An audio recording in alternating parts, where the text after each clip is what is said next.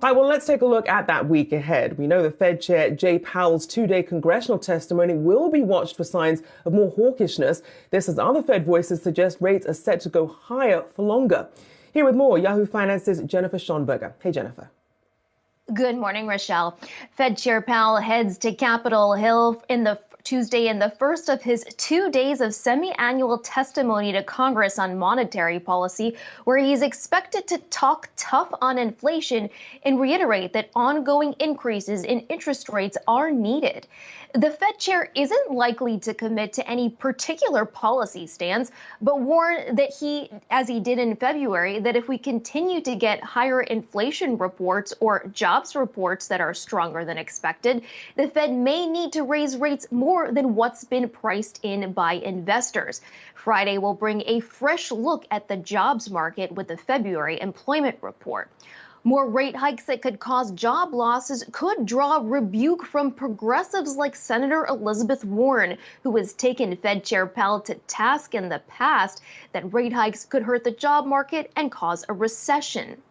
Tuesday, Powell testifies before the Senate Banking Committee. Wednesday, Powell will testify before the House Financial Services Committee, his first time since Republicans took the House. Now, Powell's comments, likely his last before the central bank's policy meeting March 21st and 22nd, will come after a number of Fed officials have warned that rates may need to be raised higher than the 5 to 5.25% the Fed is currently projecting. Hawkish rhetoric from Fed speakers continued over the weekend, meanwhile, with San Francisco Fed President Mary Daly, the latest to warn that inflation remains too high. Speaking at Princeton University Saturday, Daly said bumpy progress on lowering inflation will likely require further rate hikes that are held at higher levels for longer. She said, quote, "The work is far from done." Meanwhile, across the pond, European Central Bank President Christine Lagarde called inflation a, quote, monster that needs to be knocked on its head.